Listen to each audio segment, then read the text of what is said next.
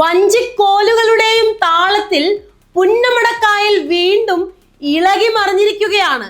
72ാമത് Nehru trophy വള്ളം കളിയുടെ ആവേശ കൊടുമുടിയിലായിരുന്നു നാം എല്ലാവരും. ഇതൊരു വെറും മത്സരമല്ല, മലയാളിയുടെ ചോരയിലും ഞരമ്പിലും അലിഞ്ഞു ചേർന്ന ആവേശത്തിന്റെ പ്രതീകമാണ്. 1952 ഇന്ത്യയുടെ പ്രഥമ പ്രധാനമന്ത്രി പണ്ഡിറ്റ് ജവഹർലാൽ നെഹ്റു ആലപ്പുഴയിൽ എത്തിയപ്പോൾ അദ്ദേഹത്തിന്റെ ആദരവിനായി നാട്ടുകാർ നടത്തിയ ആവേശകരമായ വള്ളം കളിയിൽ ആകൃഷ്ടനായി അദ്ദേഹം ചാടിക്കയറിയത് നടുഭാഗം ചുണ്ടനിലേക്കായിരുന്നു.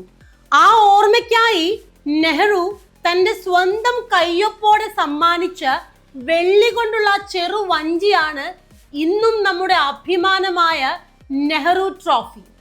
100-ലധികം തുഴച്ചിൽക്കാർ ഒരേ മനസ്സോടെ ഒരേ താളത്തിൽ തിത്തിത്താരാ തിത്തിത്തേ പാടി ജലപ്പരപ്പിലൂടെ പാഞ്ഞടുക്കുമ്പോൾ കായലിൽ തീ പാറുന്ന കാഴ്ചയാണ് നാം കണ്ടത്.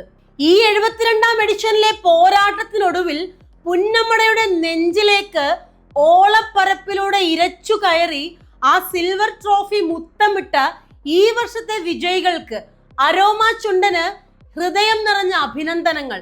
കപ്പടിച്ചവർക്ക് മാത്രമല്ല, ഒപ്പത്തിനൊപ്പം പോരാടി ആവേശം വാനോളം ഉയർത്തിയ എല്ലാ ബോട്ട് ക്ലബ്ബുകൾക്കും തുഴച്ചിൽക്കാർക്കും ബിഗ് സല്യൂട്ട്.